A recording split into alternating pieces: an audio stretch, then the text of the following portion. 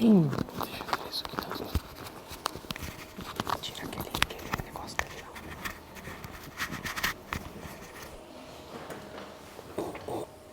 lá. Que bom que nós estamos juntos, né? Louvado seja o nome de Jesus. Temos aí algum momento para abrir a nossa Bíblia e estudar a palavra da vida. Você está disposto a abrir a Bíblia? Muitas vezes essa manhã. Nós vamos ter que seguir algumas informações. E estas informações é que vão dar sentido ao que vamos estudar. Nós vamos estudar 2 profecias hoje de manhã cedo, tá certo? E pela graça e poder de Deus, essas 2 profecias ainda estão por acontecer, não é? Então, por estarem por acontecer, é que se faz tão necessário estudá-las. Sejam muito bem-vindos também ao meu coração. Estou vendo o nosso pessoal da Suíça, estou vendo aqui o pessoal, como disse a nossa irmã, temos gente de todo lugar, uma família só. Que prêmio vai ser estarmos juntos todos ali no céu, que glória, né? Louvado seja o nome de Deus, porque lá nós conheceremos como somos conhecidos, estaremos juntos para sempre. Eu queria que você abrisse a sua Bíblia em Apocalipse 21, por favor.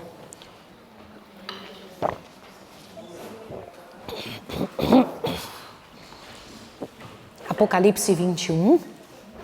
Abra a sua Bíblia, não deixe de ler, não deixe de acompanhar os textos que a gente vai dar para você. Apocalipse 21, nós vamos poder estudar juntos agora. E eu vou ler para você de um pedacinho do Apocalipse 21, Apocalipse 22. Diz assim, Apocalipse 21, do 1 em diante. Então vi um novo céu e uma nova terra, pois já o primeiro céu e a primeira terra passaram, e o mar já não existe. Vi também a cidade santa, a Nova Jerusalém, que de Deus descia do céu, ataviada como uma noiva para o seu noivo. E ouvi uma grande voz vinda do trono que dizia: agora o tabernáculo de Deus está com os homens. Deus habitará com eles, eles serão seu povo, e o próprio Deus estará com eles, e ele será o seu Deus. E Deus enxugará de seus olhos toda lágrima.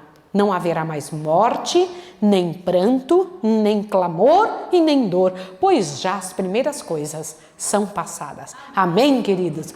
Este é o seu futuro. Esta é a promessa de Deus para você. E isso vai acontecer. Não existe a menor chance de que não aconteça. Vai acontecer. Outra coisa, Apocalipse 22.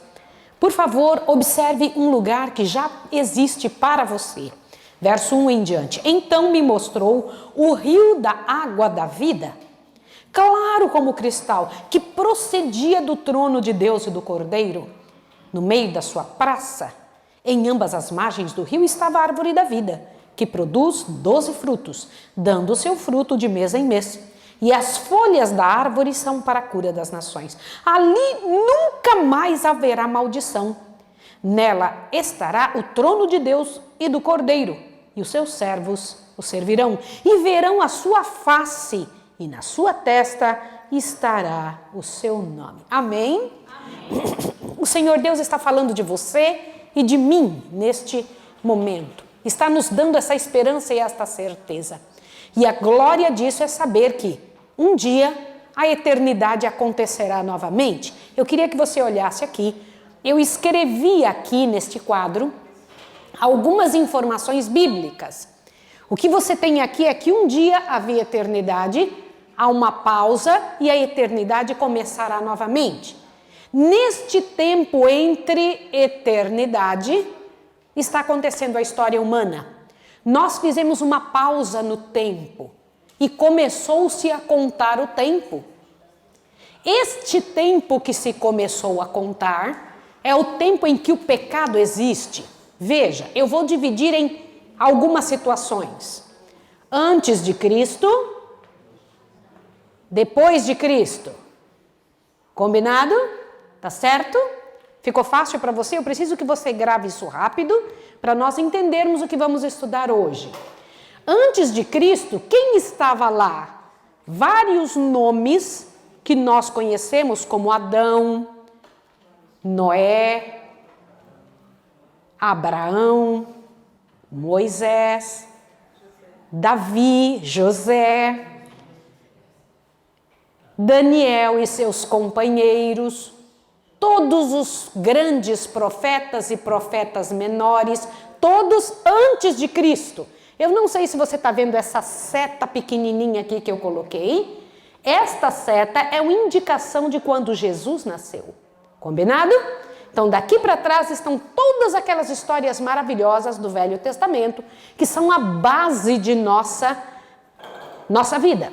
É a história dos nossos antepassados. É a história do nosso povo. Depois de Jesus, começa então o tempo dos discípulos. Os discípulos viveram do ano 31 ao ano 100. Nesta mesma fase, a igreja pura, em que os discípulos viveram. Nessa igreja pura, a igreja de Éfeso, foi o tempo em que eles viveram. Veja agora uma coisa interessante. Eu preciso que você entenda que algumas pessoas viveram num tempo e onde você está e o que ainda falta por acontecer, tá bom? Depois dos discípulos, a igreja que vinha pura caiu porque entraram nela muitas doutrinas erradas. A igreja que Jesus tinha deixado foi permitindo entrar uma série de doutrinas erradas e uns poucos irmãos continuaram a doutrina certa. Quem eram esses poucos irmãos? Eu preciso mostrar isso para vocês. De propósito, eu fiz isso. Quem pode me ajudar abrindo isso aqui? Faz a gentileza que esse negócio não é do meu... Olha, viu, irmão? Ai, com ele é tão fácil, faz assim, né? Não tem problema nenhum. Ó, a igreja do Senhor, quando começou a entrar doutrinas falsas nela, é uma igreja caída. Agora observe isso aqui. Houveram uns poucos que continuaram servindo a Deus do jeito certo. Quem era este povo que continuou seguindo o que era certo?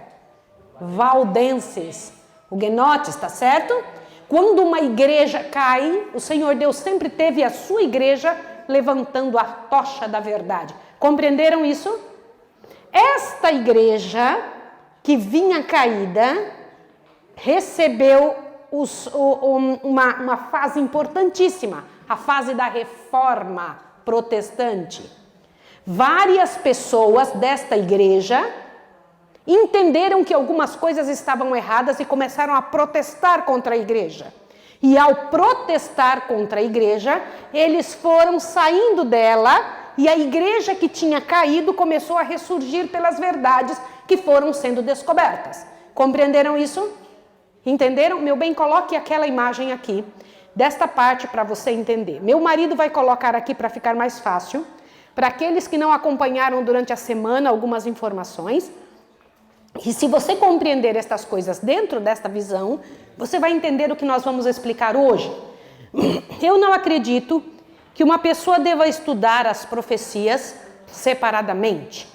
Elas têm que ser estudadas dentro de um contexto. O contexto faz você entender perfeitamente o que é que está sendo dito na palavra de Deus neste momento, tá certo? O que nós vamos estudar não é desta parte. Eles sabiam o que nós vamos estudar. Não é da época dos discípulos. Eles sabiam o que vamos estudar. Mas nós não vamos estudar alguma coisa de sua época. Eles entendiam que haveria de acontecer no futuro, neste agora que estamos vivendo. Esta igreja que foi levantada das cinzas, ela foi, olha que coisa interessante, um pedacinho de cada verdade foi descoberta por uma igreja. Meu esposo vai colocar aqui para que você possa entender. E ao entender esta verdade, eu não sei se daria para vocês fecharem, o pessoal está todo olhando para lá, que lá está mais bonito que eu. Então estão olhando para lá. Então, queridos, quando vocês entendem esta coisa dentro desta ideia, a coisa muda bem. 1844 é uma data fácil de ser reconhecida para vocês? O que aconteceu em 1844? O que aconteceu? O grande desapontamento, não é? Esse grande desapontamento, 1844, é uma data, eu vou fazer o seguinte aqui, ó. Eu vou pegar essa data e eu vou colocar onde ela começa. Aqui, ó. Ela começa aqui, no reinado da Medopérsia. Tá certo? Lá quando foi dada a ordem para restaurar Jerusalém, começa esses 2.300 anos, tá certo? Que terminou em 1844, quando Jesus entra no lugar santíssimo. Pronto, aqui está para ficar mais fácil para você. Olha lá, aqui nesse lado, agora eu preciso da coisinha aí para explicar, para ficar mais fácil. Esse do meio? Deixa eu ver, ótimo. Gente, presta atenção para você ver o que nós vamos estudar. Eu quero passar rápido isso aqui, para quando a gente abrir a Bíblia agora, ficar fácil para você entender. Então, somente antes disso, abaixa a sua cabeça aí um pouquinho e ora a Deus, peça, Senhor, me dá visão para entender, ilumina a minha mente. Pede a Deus isso. Pede a Deus para Deus iluminar a sua mente para você entender o que vamos estudar.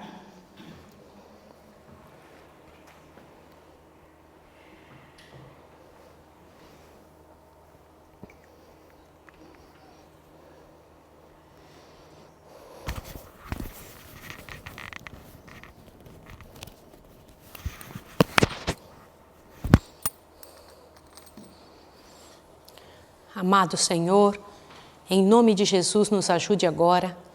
Dá-nos porção dobrada do Teu Espírito, Senhor.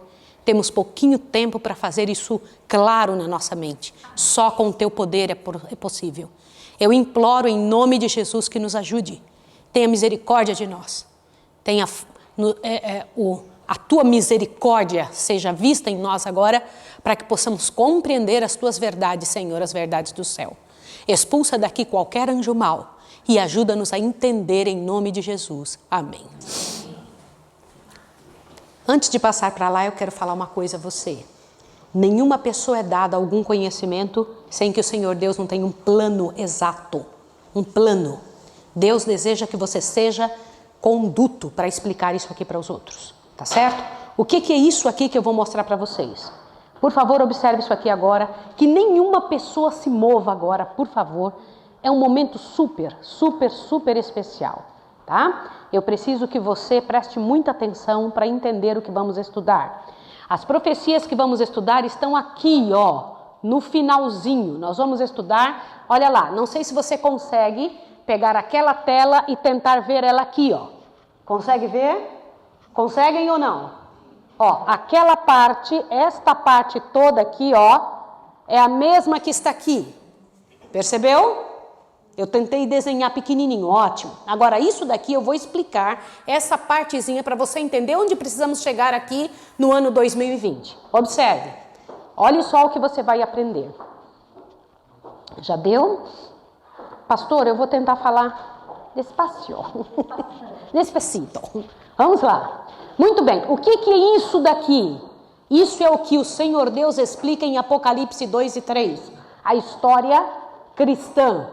Depois que Jesus morreu, o que aconteceria com a igreja? A nossa bênção é que nós vivemos quando estas coisas já aconteceram. Presta atenção que eu vou dizer agora.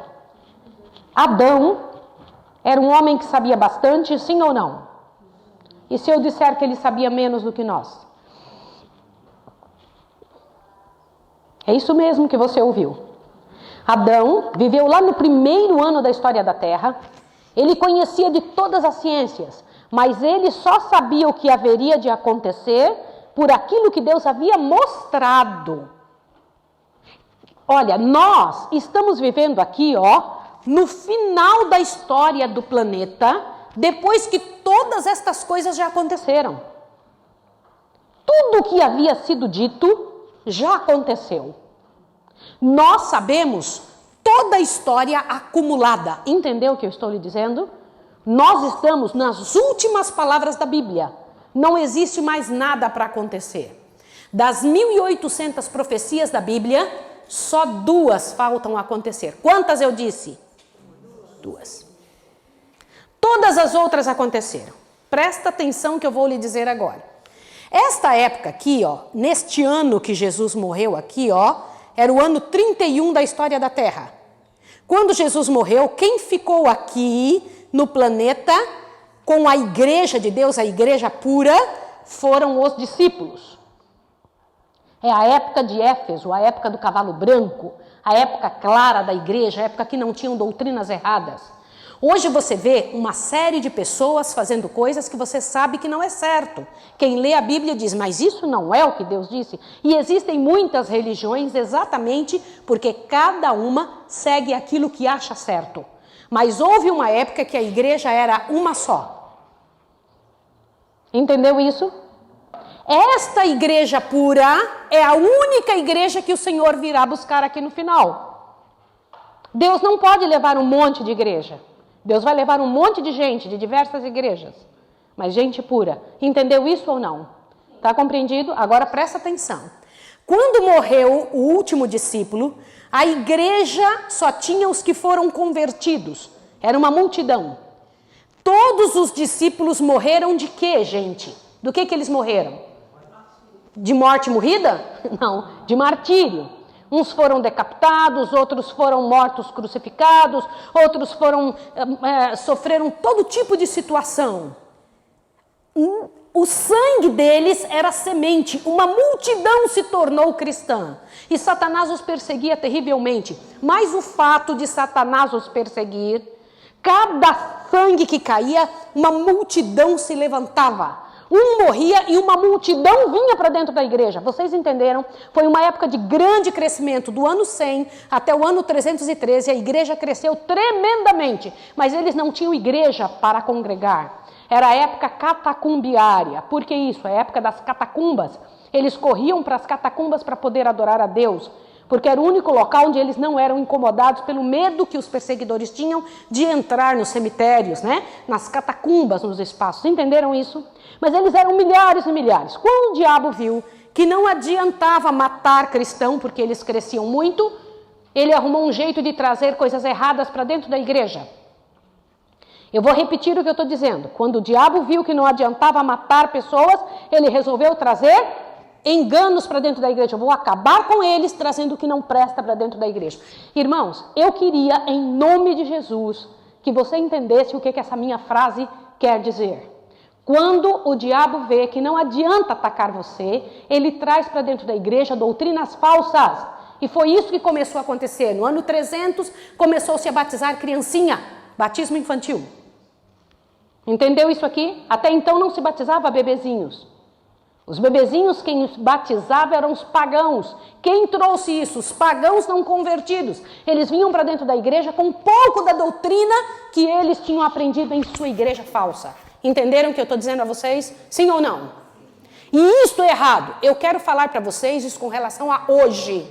O que eu preciso dizer para você com relação a hoje? Fica tranquilo, olha para cá. Pessoal, estes detalhes que eu vou falar, não tem problema se der algum tipo de dificuldade. Nós vamos continuar falando. Deixa lá para mim a imagem. Pois não. Olha quantos detalhes entraram na igreja. No ano 310, rezar para os mortos, acender velas para os mortos. Domingo, no ano 321. O domingo foi efetivado no ano 364. Culto a santos no ano 370. Eu não sei se vocês estão entendendo o que eu estou falando. Estão entendendo, sim ou não? Sim. Olha para lá, para aquela coisa ali na lousa. Olha para lá, ó. Olha lá. Do ano 1, que foi que Adão nasceu, até o ano que Jesus veio ao mundo, se passou 4.004 anos. Quando Jesus nasceu, começou a contar de novo. 1, 2, 3, 4, 5. Entenderam ou não? Sim. Então nós temos data antes de Cristo, 4.000 anos antes de Cristo, e temos data depois de Cristo. Quero saber quantos entenderam isso. Levanta a mão para eu poder entender. Eu vou explicar de novo. Presta atenção aqui. Antes de Cristo, já se passou 4.004 anos. Quantos anos antes de Cristo? Foi nesta época que viveram aqueles homens que nós conhecemos. Adão, Noé, Moisés, Daniel, Davi, Sansão, toda aquela gente que nós sabemos as histórias bonitas. Eles viveram nesses 4.004 anos. Tá entendido? Quando Jesus nasceu, começou a contar de novo. Jesus dividiu o mundo. Começou a contar 1, 2, 3, e estamos hoje no ano 2020. Este ano aqui, 321, 324, é depois de Cristo. Entenderam ou não? Tá, agora todo mundo entendeu, porque eu vi que comecei a falar isso, uns ficaram olhando assim, falando, que época que ela está falando? Tá entendido isso? Tudo isso aqui é depois de Cristo. É esse tempo aqui, ó, que eu estou explicando. Tá certo? Por que que é importante você entender isso? Você precisa saber em que tempo você está. Que tempo é que a profecia vai falar já já na Bíblia? Se você não entender o tempo, você fica meio perdido. Olha aqui. Outra coisa que entrou na igreja: purgatório, a expressão Maria, Mãe de Deus, oração dirigida a Maria e aos santos, título do Papa como Bispo Universal, beijar o pé do Papa, entrou no ano 609, culto à cruz e a imagens no ano 786, água benta, jejuns às sextas-feiras. Quantos de vocês já ouviram falar da quaresma? Quando que entrou isso? Olha lá, quaresma, ó, dá uma olhadinha aqui, no ano 998 depois de Cristo. Avante, olha aqui, o celibato, né? O rosário, a inquisição, a venda de indulgências. Gente, olha o tanto de coisa que entrou na igreja de Deus e a igreja então caiu. E ela se transformou no quê? Olha aqui, ó. A igreja que era assim se transforma nisso. Por isso, a palavra de Deus diz, olha lá, a palavra de Deus diz que a igreja dele é pura. Por que pura? Por que que Deus diz que a igreja dele é pura? Porque não tem o quê?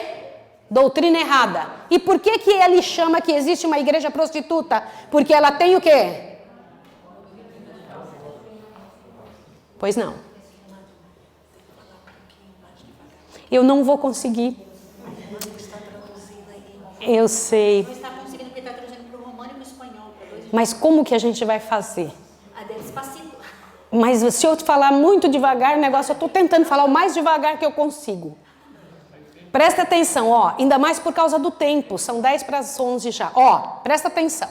Então a igreja, que era pura, ela se transforma em igreja prostituta. Por que ela se transforma em prostituta? Porque ela deixou entrar no corpo de doutrinas coisas que não foi o marido que deu para ela. Entendido? Sim ou não? E esta igreja ficou anos em apostasia. Irmãos, dá uma olhada, ó, no ano 538 depois de Cristo, até o ano 1517, é um tempo muito largo. Quantos anos você encontra aí? Quantos anos? Muitos anos. Muitos, muitos, muitos. Estes anos, esse tempo, é o tempo da Idade Média. O que que aconteceu? Nessa época, uma igreja apóstata mandava no mundo. Como era o nome dessa igreja? Te assusta agora. A igreja que Jesus deixou aqui era chamada assim, ó, Igreja Católica, Apostólica, Cristã. Por que que ela era cristã? Igreja Católica significa universal. Apostólica porque era a época dos... E cristã porque recebia a ordem de quem? Quando ela se une com o Estado, deixou entrar todas as coisas que queria, se tornou católica, apostólica, romana. Entenderam a diferença? Viu de onde veio esse nome? Por causa da fusão da igreja com o Estado. Deixou de ser a esposa de Cristo. Ela recebe ordem agora do Estado. Agora presta atenção nisso. No ano 1517... um homem recebe uma Bíblia, ele acha e encontra uma Bíblia que estava trancada ou até mesmo subtraída do povo. A Bíblia tinha sido subtraída. Nessa lista que você tem aqui, tem a data em que a Bíblia foi tirada. A Bíblia foi tirada do povo e um povo sem Bíblia é um povo inculto. Eu vou explicar isso novamente para você. Quer tornar alguém capaz e inteligente? Dê a Bíblia. Todos os alunos que a gente tem na escola, meia hora antes de qualquer prova, a gente faz ler a Bíblia. A Bíblia ela tem a capacidade, as palavras da Bíblia, de tornar a mente brilhante. Capacidade para pensar, capacidade para raciocinar. Você quer tornar alguém capaz? Bíblia. Bíblia tem esse poder dentro dela, tá certo? Agora te assuste o que você vai ver. Ao encontrar uma Bíblia, foi Martinho Lutero. Ele descobriu que o que a igreja ensinava era errado. E ele então protestou contra a igreja e fez a sua igreja, a igreja luterana. tá certo? Olha aqui, ó, Martinho Lutero em 1541 fez a igreja luterana. Outro depois descobriu a graça, Calvino fez a igreja presbiteriana. John Smith em 1609 descobriu que não se batiza criancinha, se batiza adulto. Fundou a igreja batista. Você percebeu de onde estão vindo as igrejas? Notou agora? As igrejas que existem hoje saíram da igreja mãe, elas protestaram contra ela. Disse, nós não vamos aceitar os erros que vocês estão nos ensinando. Estes erros não são verdades, nós não vamos continuar. E então cada um foi descobrindo uma das verdades que caíram, elas foram levantando. E a igreja que estava caída, foram levantando. Entendeu isso? A igreja de Deus foi aparecendo. E aqui, no ano de 1738, Miller começou a pregar as profecias do advento de Jesus. Depois, Tiago White, Joseph Bates, Iran Edson, em 1863, descobriram a volta de Jesus, o santuário, o espírito de profecia, os 10 mandamentos e a fé em Jesus. As verdades que tinham tombado fizeram a igreja de Deus levantar. Compreenderam isso? Então a igreja do Senhor, que esteve caída, aqui, mas uns poucos que estiveram nela, se levantou. Agora presta atenção. Qual foi o grande problema das igrejas protestantes? Cada uma ficou com sua única verdade.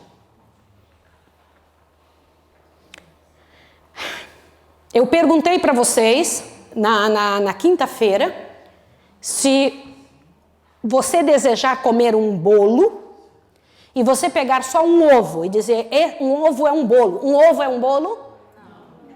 Tá, então um pouco de farinha é um bolo? Um pouco de fermento é um bolo? Quando ele é um bolo? Olha isso aqui. Cada uma com a sua verdade. Vocês entenderam a seriedade do que eu estou tentando dizer? Agora, para você entender o que vamos abrir na Bíblia, eu preciso terminar essa parte aqui, Já estamos neste finalzinho. Você não nasceu, olha aqui, não nasceu na época dos nossos antepassados, você não nasceu na época de Jesus, você não nasceu na época da Idade Média, você não nasceu nessa época aqui, do grande desapontamento. Você está aqui na iminência da volta de Jesus, bem aqui no finalzinho. Tá entendido isso? Sim ou não? Sim. Agora presta atenção nessa parte principal. Eu quero pedir a você que esqueça isso aqui, depois você tem isso, vai ficar com o pastor. O pastor pode dar para vocês esse material escrito, não precisa gravar nada agora, mas vocês podem ter isso depois, com as datas para vocês poderem observar. O que eu quero que vocês fiquem agora observando é isso aqui, Por favor, observe aqui. Todo mundo olhando para cá para que você possa entender. Quando Jesus voltar, que eu não sei o ano, eu sei que está perto, quando Jesus voltar, ele estará na sua segunda vinda. Porque ele já veio uma, sim ou não? Sim. Jesus não já veio uma vez? Já. Ele já veio como criancinha. Agora ele virá a segunda vez. E depois do milênio ele estará vindo quando? Quando ele veio pequenininho, ele veio como um bebê. Quando ele vier nas nuvens dos céus, vem com todos os anjos. Mas quando ele vier a terceira vez, vem com quem? Todos os redimidos. Vocês entenderam isso ou não? Agora veja, nós estamos fazendo algumas bagunças com as vindas de Jesus. Os judeus também fizeram isso. Eles misturavam acontecimentos da primeira vinda com a da segunda. E nós estamos misturando acontecimentos da segunda com a da terceira. E nós precisamos entender algumas coisas. Quando entendermos isso, o Senhor Deus vai nos ajudar. Veja, nós vamos estudar duas profecias que são daqui, desse finalzinho, que não tem nada a ver com ninguém do passado. Vamos estudar isso agora? Eu vou pedir para o meu marido colocar o primeiro slide para você entender um detalhezinho. Quais são os acontecimentos que estão em andamento agora diante de Deus? Neste exato momento. Quais são estes acontecimentos? Ao você entender isso, tente não perder a atenção.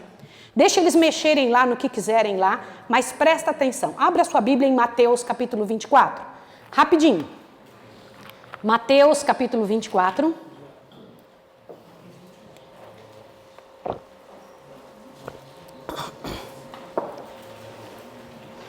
Mateus, o livro de Mateus, capítulo 24.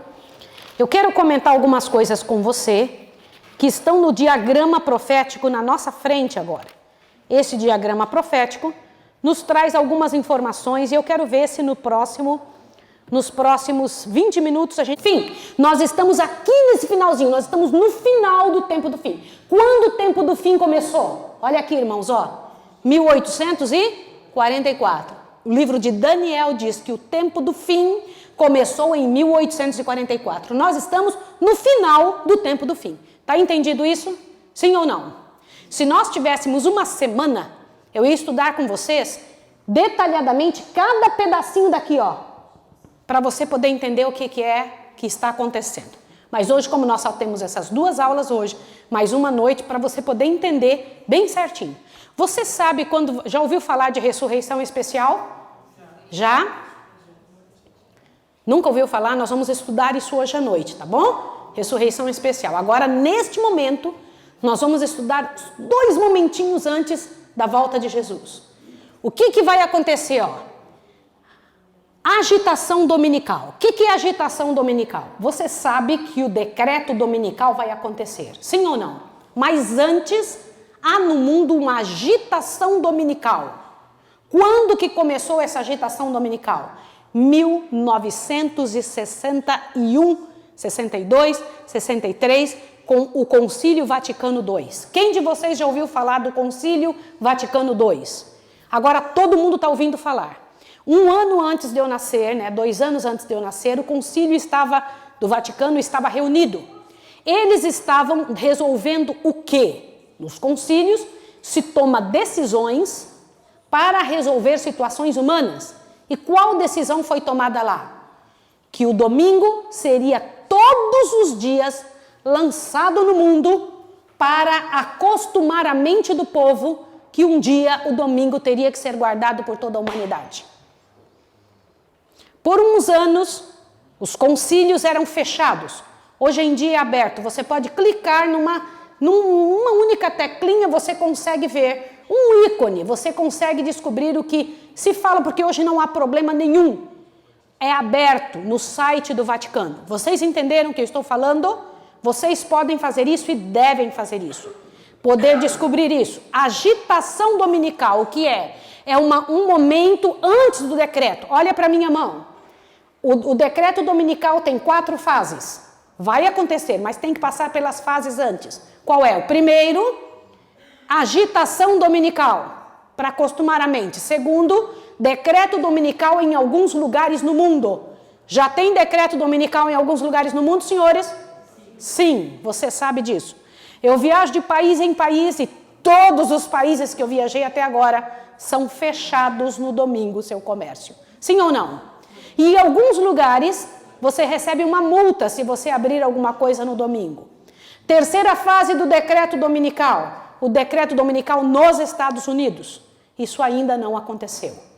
Em alguns estados americanos, você recebe uma multa por trabalhar no domingo. Aconteceu isso conosco, eu morava lá, então eu sei o que eu estou falando. E a última fase é o decreto mundial. Entenderam isso? Decreto dominical não é decreto de morte.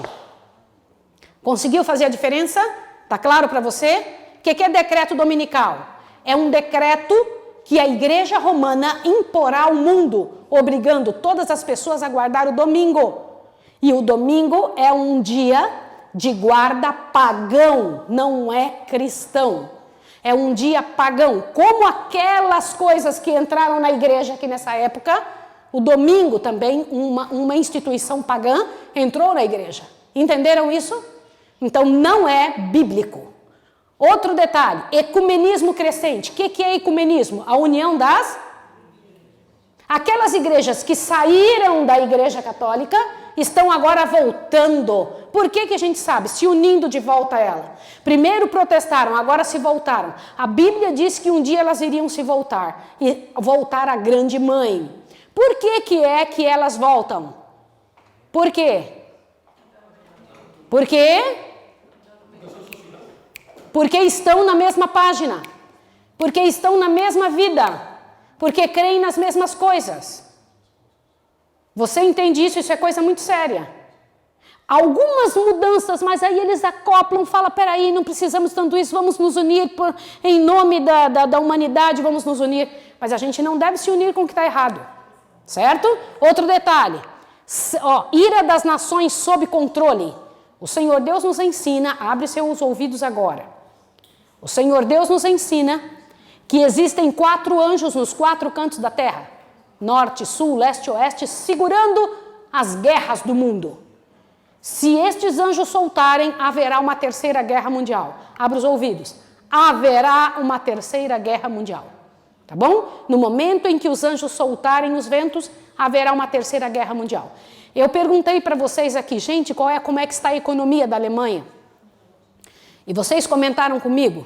Vocês me falaram sobre a Suíça, outros falaram sobre a Espanha, os lugares onde eu passei, né, para pregar, na Bélgica, etc., esses lugares que nós estivemos. Todos os países entrarão em guerra. Não vai sobrar um. Quero que você saiba disso. Isso é uma profecia bíblica. Faz parte de uma das últimas profecias. Por enquanto, ainda está segurando, porque Deus está segurando para que não haja isso. Por quê? Porque enquanto não forem selados os filhos de Deus. O que é selamento? Separar os bodes das ovelhas. Separar quem faz certo do quem está fazendo errado. Está entendido isso? Irmãos, o que é o selamento?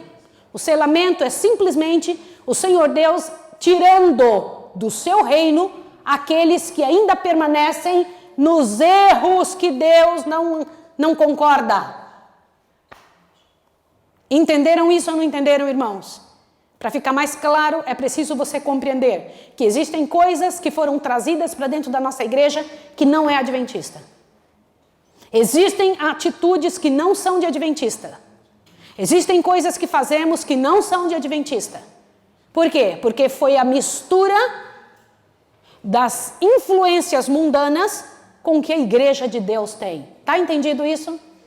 Muito bem. Então isso, gente, não é nenhuma ofensa. É uma verdade que precisa ser entendida. Este tempo de selamento está acontecendo agora. E então será dado alto clamor. O que é o alto clamor? Será pregado em todo mundo. Não vai haver uma única pessoa no mundo que não vai entender a verdade.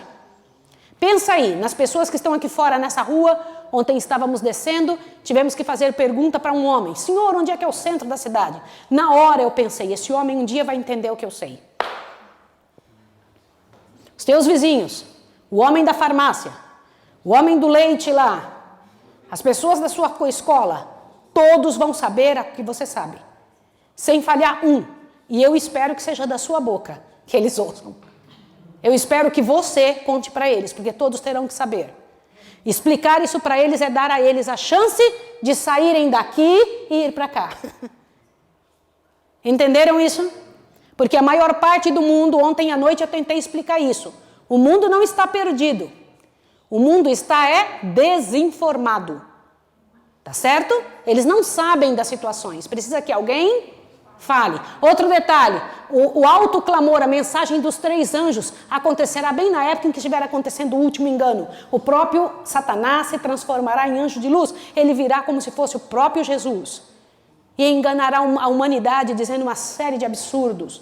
E nós precisamos saber a diferença entre o verdadeiro e o falso. Por isso eu preguei ontem à noite. Você não ama o que não conhece.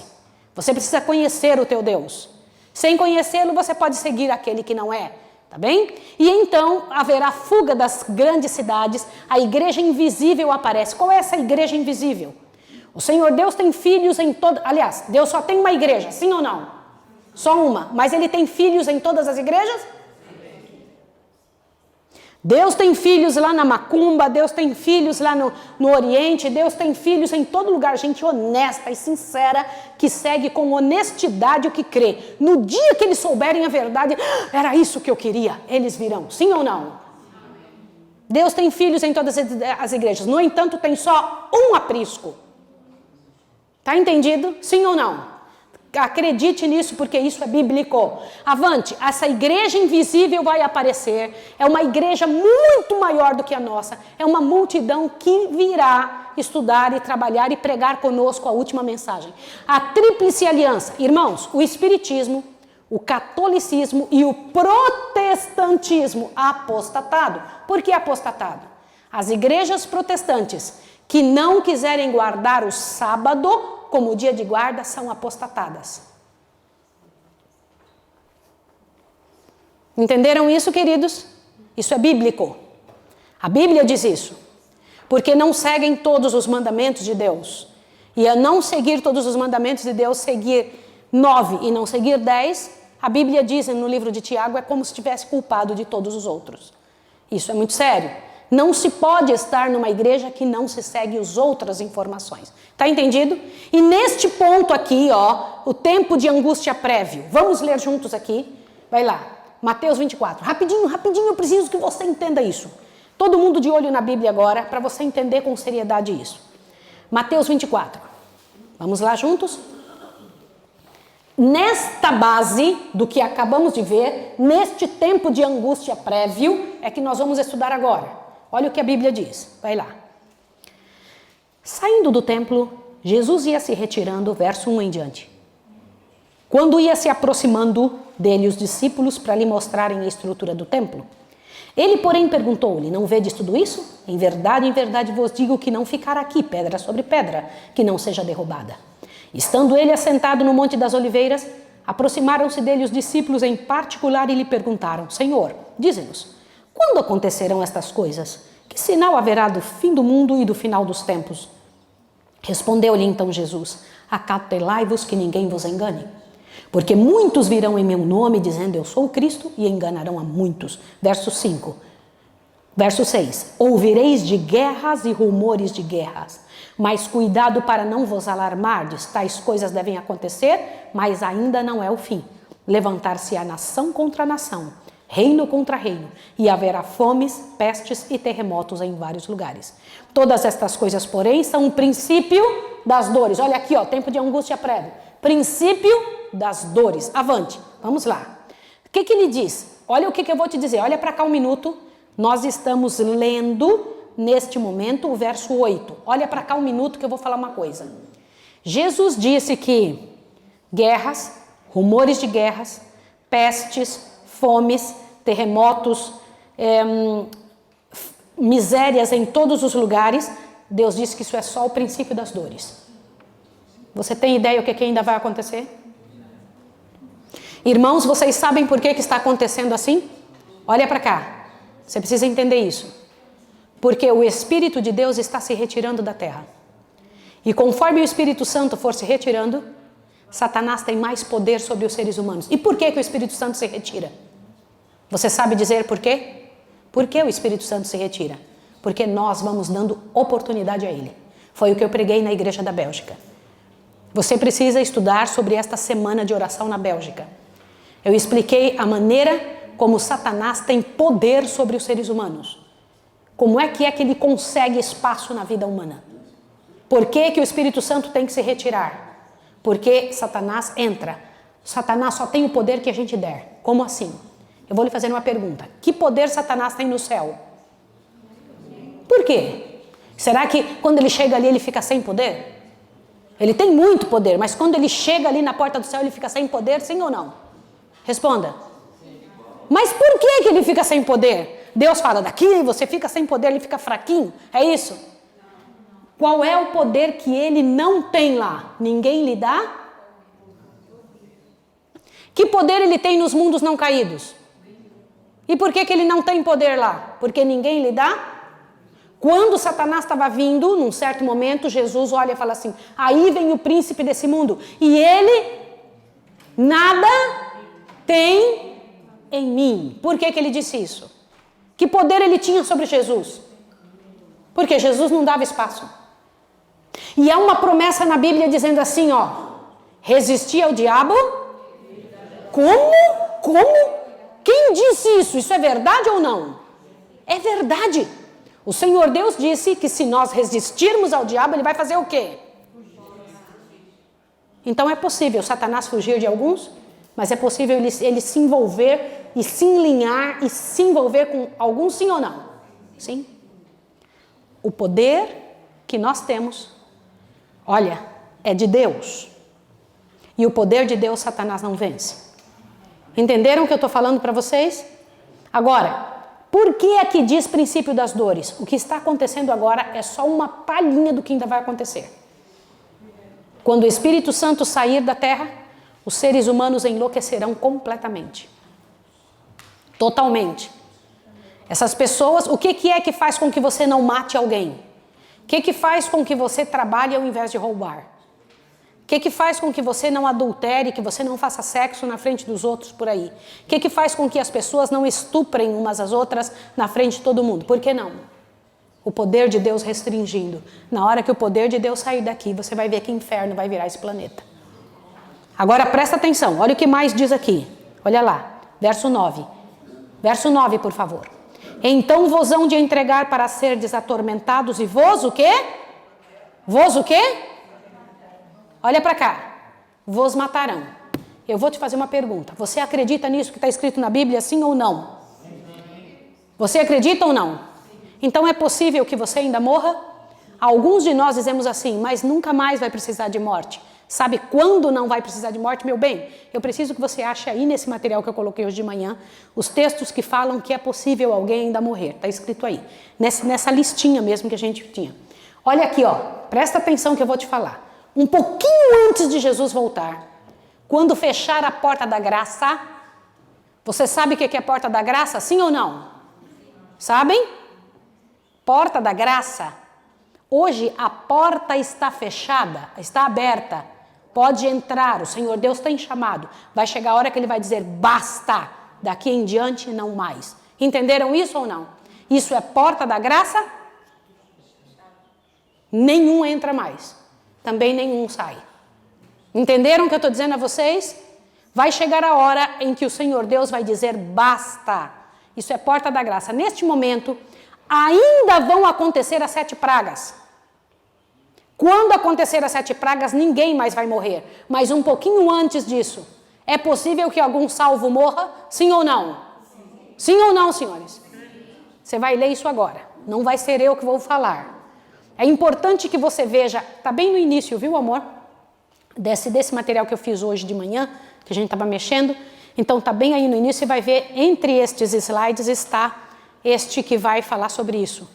Sobre as pessoas que ainda vão morrer. É importante demais você entender isso para você compreender que Deus não vai deixar você morrer na época das 7 pragas, que vai durar 1 ano. Quanto tempo as pragas vão durar na terra?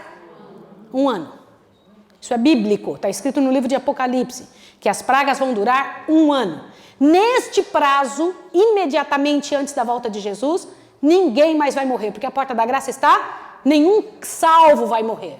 Os outros sim, os ímpios sim podem morrer, salvo não. Entendeu isso? Sim ou não? Mas antes disso, um pouquinho antes das pragas acontecerem, o mundo vai estar apertado, sim ou não? Sim. E neste tempo, ainda assim pode acontecer. Leia isso aqui, ó. Sendo que Deus, leia comigo. Não é esse aqui é voltar das bodas. Esse não é, amor. Aqui, é este, ó. Não é este também. Pode passar. Deixa eu ver. Aqui. A melhor coisa para nós é entrar em íntima ligação com Deus. E se Ele quiser que sejamos mártires, o que é mártir? O que é mártir, gente? E se Ele quiser que sejamos mártires por amor à verdade, isso poderá ser um meio de conduzir muitos outros à verdade. Leia isso aqui agora, ó. Deixa eu passar isso aqui para trás, só para esses daqui lerem. O que está escrito aqui? Muitos, leia junto comigo, 1, 2, 3. Muitos serão encarcerados, muitos fugirão das cidades e vilas para salvar a vida, e muitos, por amor a Cristo, colocando-se em defesa da verdade. Você sabe quando isso foi escrito? Pode passar o próximo slide. Quando isso foi escrito? Você fala, mas isso aí era na Idade Média. O passador está aqui? Então deixa eu tentar. Pronto, olha lá. É um antes disso, viu, amor? Aí o passador vai para frente e vai para o lado. Os 2 lados. Deixa eu ver aqui. Faz favor de pôr para mim, meu benzinho. Me ajuda aí, tá? Vai lá. Pode passar um para trás. Pode passar um outro ainda. Aqui. Vamos ler. Há perante nós, leia junto comigo. há perante nós a perspectiva de uma luta contínua, com risco de prisão, perda de propriedade e do que mais? Em que época foi escrito isso? Era depois da Idade Média ou não? Algumas pessoas dizem, Maísa, mas ela estava falando da Idade Média. Ela não estava falando da Idade Média. Ela estava falando que pessoas ainda podem morrer para ser um testemunho. A minha pergunta para você é, olha para cá. Você está pronto para isso?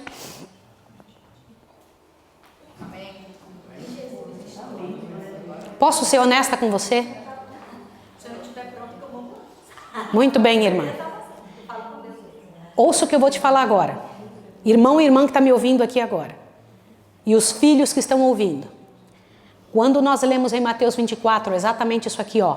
Olha o que a gente lê. Presta atenção, vai lá. Verso 10. Neste tempo, muitos se escandalizarão e trair-se-ão mutuamente e se odiarão uns aos outros. Surgirão muitos falsos profetas e enganarão a muitos. E por se multiplicar a iniquidade, o amor de quase todos esfriará. Mas aquele que perseverar até o fim será salvo. E este evangelho do reino será pregado em todo o mundo, em testemunho a todas as nações, e então virá o fim. Olhe para cá. Olhe para cá. Aqui só tem dois grupos, o que vai matar e o que vai morrer. O que vai trair e o que será traído. O que vai perseguir e o que será perseguido. O que vai odiar e o que vai ser odiado. Qual dos dois grupos você vai ser? Hoje você já faz o quê? Que tipo de pessoa você é hoje? Quando você ouve uma verdade, você diz assim, isso não é bem assim. É isso que você diz? Quando você está envolvido com alguma coisa do céu, você prefere seguir sua própria cabeça? Quais são os sinais que nós acabamos de ver? Repita comigo, quais são os sinais do fim? Leia comigo, quais são? Você acabou de ler, quais são eles? Guerras, que mais? Rumores de guerras, pestes, fome, terremotos, que mais? Perseguição de todos os lados. Isso está acontecendo, sim ou não? Se você tivesse que dizer os sinais da volta de Jesus, você pegaria só Mateus capítulo 24? Eu vou dizer uma coisa a você que eu queria que você entendesse bem agora. Existe um sinal que poucas vezes falamos.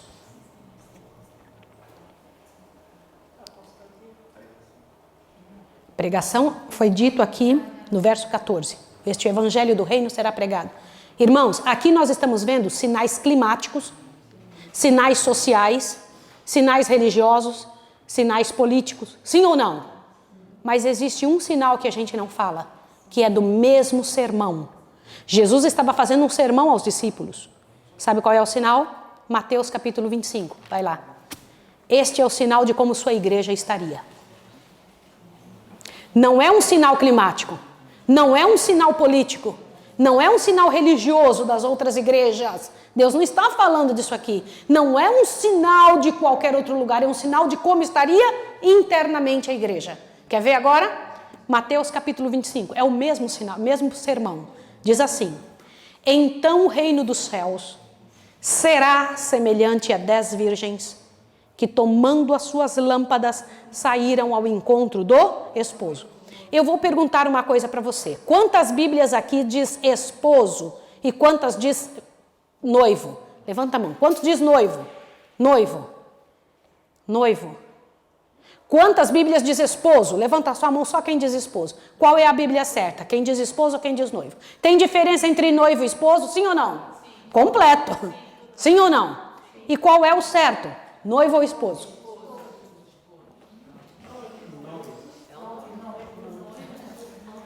Vamos deixar a Bíblia responder? Essa é uma profecia seríssima. Olha o que nós temos que dizer. Gente, ó, por favor, leia aqui comigo para você entender o que você vai ler agora. Olha a importância que você vai ter que entender. Olha aqui. Muitas vezes tem me referido à parábola do quê? Do quê, gente? 5 das quais eram prudentes e 5 loucas. Esta parábola tem sido e será cumprida em cada letra, porque a mesma tem uma aplicação especial para quando? E igual à terceira mensagem, tem sido e continuará sendo verdade presente até que época? Irmãos, A parábola das 10 virgens. Tem acontecimento agora e nós temos que estudar cada detalhezinho dela. Porque tem a ver conosco. Olha isso aqui mais. Todos os detalhes dessa parábola de Mateus 25, de 1 a 13, devem ser cuidadosamente estudados. Avante. Olha, saiam os mensageiros de Deus para levantar o estandarte e dar advertência. Aí vem o esposo, sair-lhe ao seu encontro. Aí vem o quê? Peraí, é esposo ou noivo? E se eu disser a vocês que a tradução não foi boa quando escreveu noivo? A tradução correta é esposo. Abre o ouvido agora. Presta atenção. Por que esposo? Irmãos, ouçam aqui. Quando Jesus voltar, ele não virá como noivo de sua igreja. Ele não virá para ver se ela ainda o quer. Ele virá para o quê? Buscar o que já é dele. Tá certo? Como que a gente sabe disso? Observe este outro slide aqui. Presta atenção nisso aqui. Olha isso aqui, ó. Deixa eu ver se é esse slide aqui, amor.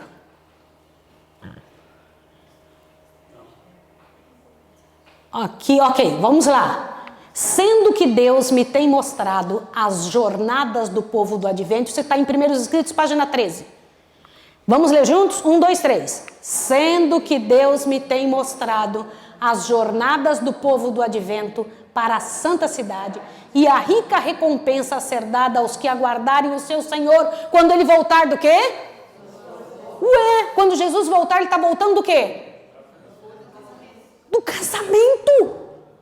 Que interessante. Jesus não vai voltar para casar-se, ele vai voltar já casado conosco. O casamento é muito interessante, né? Todo casamento você está junto, né? O casamento que você fez com a sua linda esposa, você estava junto, tinha que estar, né? Mas você sabia que o casamento de Jesus com o seu povo não é feito com você presente? Está na hora de você entender uma coisa. Olha para cá, não tire esse negócio daqui da frente. Ouça o que eu vou falar agora. Presta atenção, essa parte é importantíssima. Eu vou até falar bem devagarinho para você explicar. Quando Jesus foi ao céu, ele foi preparar a casa da esposa. Vou preparar-vos. João 14. Te assusta agora, que coisa linda que você vai ouvir. Como aconteciam os casamentos do Oriente? Um rapaz olhava para uma moça e, ao olhar para ela, ele não procurava a moça. Ele procurava o pai da moça. Ele perguntava: posso conhecer a sua filha? Aí o pai dizia: o que você tem para me provar que pode cuidar dela como eu cuidei? E aí o jovem perguntava: quanto ela te custou até agora? E ele dizia: me custou 300 vacas. Depende do tanto de empreendimento que houve naquela filha. Ela tinha estudado, ela tocava piano, ela fazia as coisas. Você está entendendo? Uma pessoa bem preparada. E o pai dizia: para você casar com ela, você precisa me provar que consegue dar para ela o que eu dei. Me traz um dote no preço que foi. Entendeu o que é? Aí o rapaz tinha que fazer o quê? Correr atrás. Até então ele era noivo dela. Quando ele vinha com o preço dela, ele vinha na frente do pai e dizia: trouxe o dote. E então eram trazidas testemunhas. Nessa hora acontecia o casamento. Só que esse dote era entregado para a moça, para ela fazer o seu enxoval. Vocês sabiam disso? O homem pagava para ela o que tinha sido gasto dela. E ela então contratava moças para atendê-la. Por isso que ela tinha as amigas dela. Você sabia disso? Essa ideia que temos hoje de casamento, com a moça vindo cheia de outras mocinhas junto, você nem sabe o que significa, só faz para botar vestido bonito. Mas na verdade, isso já acontecia no passado. Te assusta aí. Então, quando o rapaz pagava o dote, ele dizia: eu vou voltar para buscar agora o que é meu. E ele ia preparar lugar para ela. Ele ia preparar lugar na casa de quem? De seu pai, para levá-la. E ele marcava a data para buscá-la. Mas quem que sabia a data de buscar? Ela não sabia. Quem sabia era o pai dela. Ele dizia, quando que eu devo buscar? Ele perguntava para o pai da moça. Vocês sabiam disso? E o pai dizia, já pode vir que ela já está pronta. Ela já se preparou, porque ela passava um ano inteiro se perfumando, se arrumando, se ajeitando. Ela também se preparava. E quando ele voltava, irmãos, olha que coisa linda. Ele vinha com um cortejo de vários rapazes. Ele vinha para buscar algo que ia ser dele ou algo que já era dele? Não é fantástico isso? A mesma coisa Jesus fez. Ele veio e namorou-se de nós. Quando ele se enamorou de nós? Antes de nós nascermos, antes da fundação do mundo. Todos os nossos dias estavam escritos no livro do céu. O Senhor Deus já sabia, e Ele nos fez nascer com o intuito para encher os lugares vagos que os anjos do mal tinham deixado no céu. Olha que coisa linda. Todos nós nascemos com um propósito. E então, agora te assusta, Ele veio e pagou o preço. Qual foi o preço que foi dado para este corpo aqui? Nós somos o corpo de Cristo, né? Da sua noiva. Qual foi o preço? A morte dele. Eu dou minha vida por ela. E agora eu vou lá preparar lugar. Foi preparar lugar. Daqui uns dias o pai vai dizer, está na hora, pode buscar. E ele vai vir buscar. Vem cá, mas deixa eu te perguntar, para que o selamento? Olha agora, quando que acontece a união da esposa com o esposo? Quando que acontece o casamento? É durante o selamento. Lá no céu agora, quando chama o teu nome, ou chama o meu, Maísa, eu não estou lá no meu casamento. Eu não estou lá na hora do selamento. Quem que se apresenta por mim? Jesus, eu estou aqui, Pai. O Senhor Jesus, Ele se apresenta como se fosse um de nós diante do céu. E é aceito, porque você conclama o nome de Jesus. Senhor Jesus, Tu és meu substituto, meu advogado. Entendeu isso? Compreendeu a seriedade do que eu estou lhe dizendo? Por isso você precisa de Jesus. Ele é o teu advogado, o teu representante no céu. Não é fantástico uma coisa dessa? Ele diz, nas minhas mãos te tenho escrito. Nas palmas da minha mão te tenho escrito. Você é meu, você me pertence. Isso é grande demais. Agora veja. Vamos entender esta parábola. É dito que a gente deveria entender esta parábola pedacinho por pedacinho. Vamos entender sim ou não? Então vamos lá. De novo em Mateus 25. Vamos juntos. Eu peço a vocês, em nome de Deus, que não deixem de ler. Se você somente me ouvir, você até pode entender, mas se você ouvir e ler, você não tem como não dizer que não é verdade. Quer ver? Então o reino dos céus será semelhante a 10 virgens que, tomando a sua lâmpada, saíram ao encontro do esposo. Olha para cá, por favor. Quem que é a virgem? Qual igreja? Nós temos um monte de igreja no mundo. Vocês têm que responder. Qual é a igreja? A pura. Não pode. Para ser virgem é sinal que não tem nada que não seja do esposo dentro dela. Gente, essa parte é importantíssima. Como que Deus considera uma igreja virgem? Que não deixou entrar no seu corpo de doutrinas algo que não seja do marido. A igreja que deixou entrar no seu corpo de doutrinas algo que não é do marido, é de outros, é chamada de igreja prostituta. Entenderam? Tá certo? Mas aqui essa parábola está falando de igreja virgem, não está falando de outra. Então qual igreja que é essa? Eu quero ouvir vocês falarem. Eu sei que você está com vergonha de falar. Mas se você tiver vergonha, quem é que vai ter coragem de falar? Qual é a igreja que é pura no mundo, gente? Eu não tenho nenhuma dúvida disso. A igreja pura no mundo é a igreja adventista do sétimo dia. O que significa ser uma igreja pura? Ela não tem nenhuma doutrina errada. Você pode procurar na Bíblia, do início ao final, não existe doutrina impura dentro da igreja adventista. Não existe nenhuma doutrina que não seja bíblica. Nenhuma crença que não seja bíblica. Entenderam? Dentro da igreja adventista tem gente errada, mas não tem doutrina errada. Entenderam ou não? E isso é muito sério. Você precisa ter essa certeza. Sem essa certeza, é possível que você saia da igreja. Eu vou continuar falando aqui uma coisa importante. Sem essa certeza, é possível que você saia da igreja. Entendeu isso? Se você tem dúvida sobre a Igreja Adventista do Sétimo Dia e é um adventista, eu te convido a estudar com a gente. Você precisa estudar. Eu me coloco a estudar com você. Por que isso? Porque se você não tiver certeza, isso também com relação aos seus filhos, cuida dos seus filhos precisam saber disso. Se eles não souberem, eles virão por qualquer vento de doutrina. Esta igreja virgem estava com o que na mão? Com o que ela estava na mão? Verso 1. Estava com o que na mão? Uma lâmpada. O que é lâmpada na Bíblia? Lâmpada para os meus pés. Lâmpada para os meus pés é a tua palavra e luz para os meus caminhos. Olha para cá. Presta atenção para eu te dizer uma coisa. A virgem, que é uma igreja sem doutrina errada, estava com o que na mão? A lâmpada. O que a lâmpada faz? Ilumina. Ilumina. Mostra a luz. E o que mais que ela estava? Presta atenção. Vamos ler de novo verso 1. Então o reino dos céus será semelhante a 10 virgens, ou 10 igrejas puras, que tomando a sua Bíblia, saíram ao encontro do esposo, que é Jesus. Sim ou não? Tá, agora veja. 5 eram insensatas e 5 prudentes. Opa!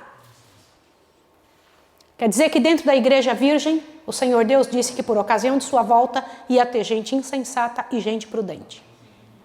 Quem que são os insensatos, quem são os prudentes? A própria parábola diz, verso 3, as insensatas, ao tomarem as suas lâmpadas, o que é lâmpada?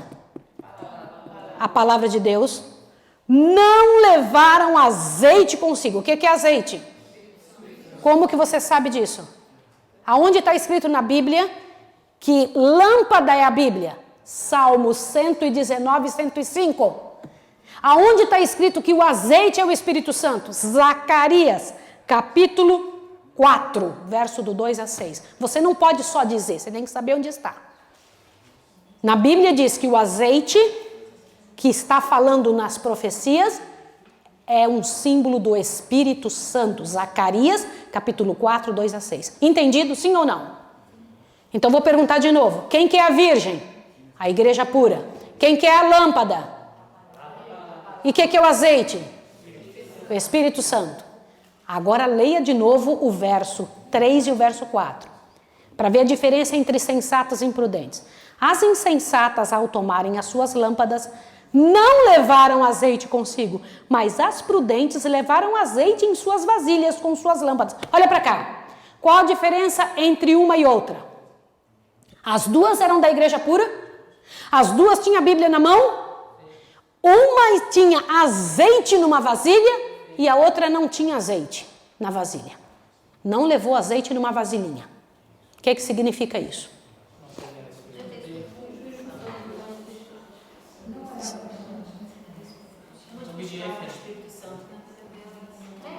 Irmãos, olha aqui, ó. Espírito Santo existe de 2 tipos, de 2 formas. O primeiro tanto é Deus que dá o Espírito Santo para qualquer pessoa. Você sabia que Deus dá o Espírito Santo para o bêbado, para a pessoa que está na cadeia, para o macumbeiro, Deus dá o Espírito Santo para o assassino, para todo mundo? Sim ou não? Por que Deus dá o Espírito Santo para todo mundo? Por quê? Você tem que pensar. Para guiá-la à verdade. Nenhuma pessoa vem buscar a verdade porque ficou bonzinho, porque, eu sou educado, vou lá naquele acampamento. Você só veio aqui porque o Espírito Santo quis. Porque você deu ouvidos ao Espírito de Deus, o Espírito de Deus ganhou. Então você está aqui. Entendeu isso? Essa é a primeira porção, está dentro da sua lâmpada. Agora, azeite de reserva, o que é? É a segunda parte do Espírito Santo. Sabe qual é? É a que você pede. É quando você cai de joelhos e fala, Senhor, me dá teu Espírito. Qual é essa porção de Espírito? A que faz amadurecer o grão. O primeiro é a chuva temporã. O segundo é a chuva serôdia. O primeiro tanto é para a sementinha entrar na terra. O segundo tanto descida dessa chuva do Espírito é para amadurecer o grão. Não adianta entrar na igreja e continuar como cristão não amadurecido. Não adianta dizer aceito Jesus e não seguir o que ele pede. Isso é cristão sem a segunda porção do Espírito. Ou seja, a porção dobrada. O que foi que Eliseu pediu para Elias? Vocês lembram disso?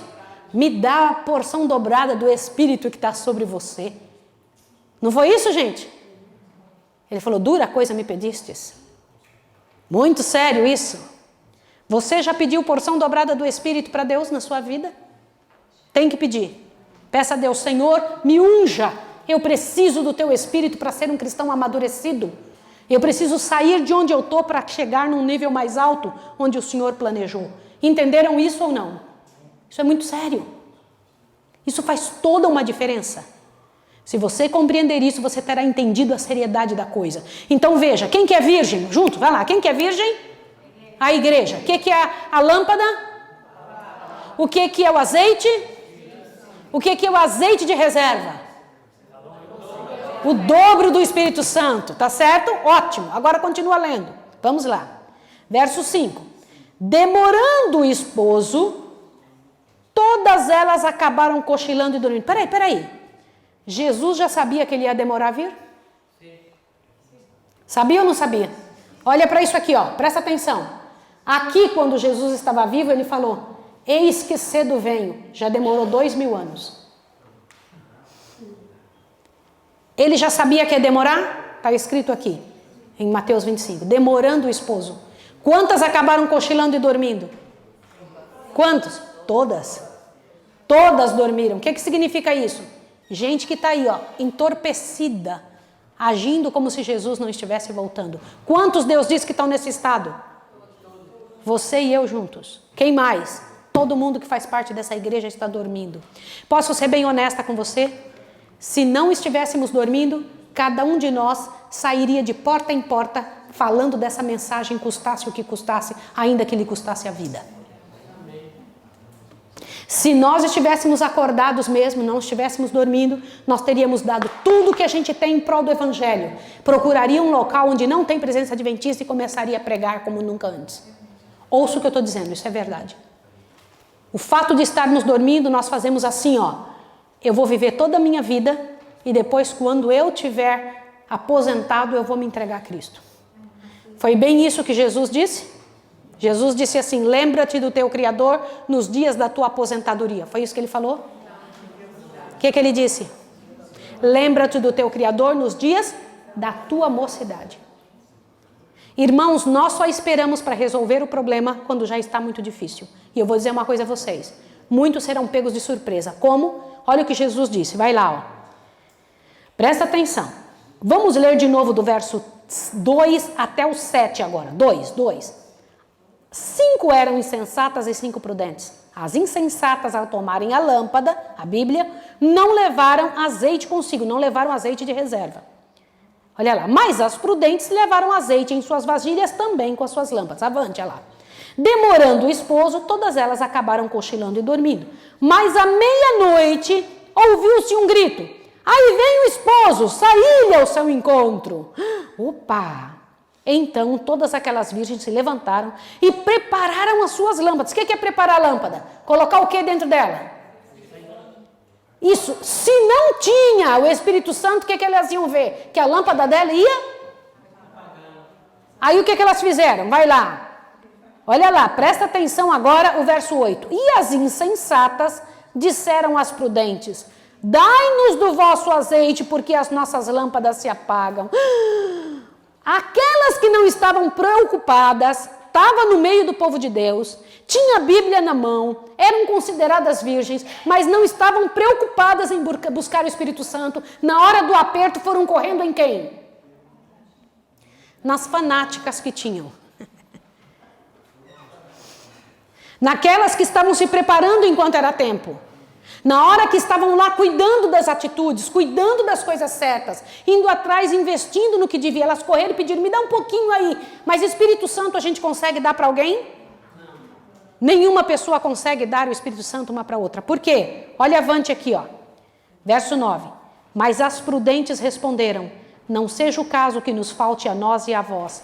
E diante aos que vendem e comprai. Peraí. Quanto custa o Espírito Santo hoje? Quanto custa? E por que aqui está dizendo que vai chegar uma hora que vai precisar? Eu vou explicar uma coisa para você. Olhe para cá. A salvação é completamente de graça. Ontem de noite eu falei sobre isso, disse que você não paga um conto e Deus não exige um centavo da salvação. Quando Ele nos salvou, Ele não exigiu nada. Ele só aceita um resultado dessa entrega dele, né? Dessa oferta dele, que seja espontâneo. Ele quer que você o ame, que você o atenda, que você obedeça por espontaneidade, não dizendo assim, eu estou te dando isso, então agora você me dá isso. Deus não faz isso. Quero dizer a você que Ele não faz essa troca e nunca fará. Entendeu isso, sim ou não? Agora olhe para cá. A salvação não é bênção para todos. É só para os que creem.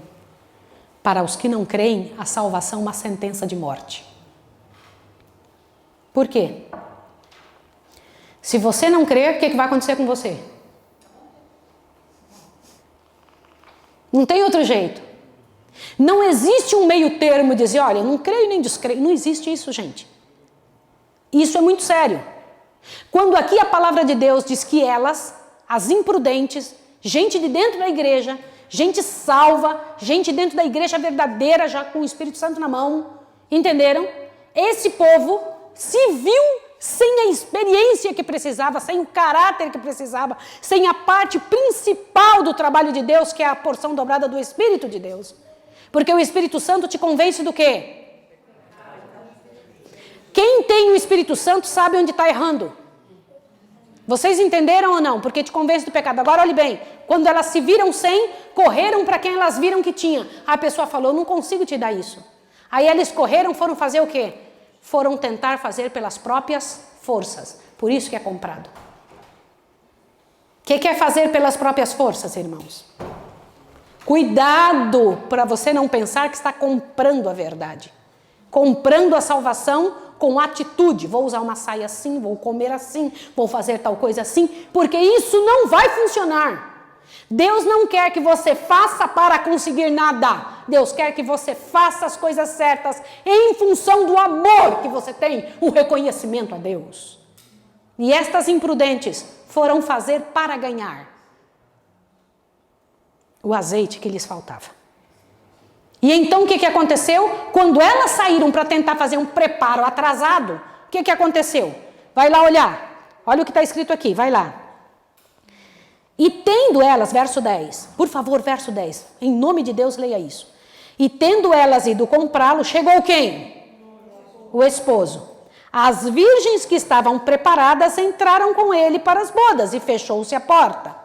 Mais tarde chegaram também as outras virgens dizendo, Senhor, Senhor, abra-nos a porta. Olha para cá. Algumas achavam que a porta ainda estava aberta. Qual foi essa porta que fechou?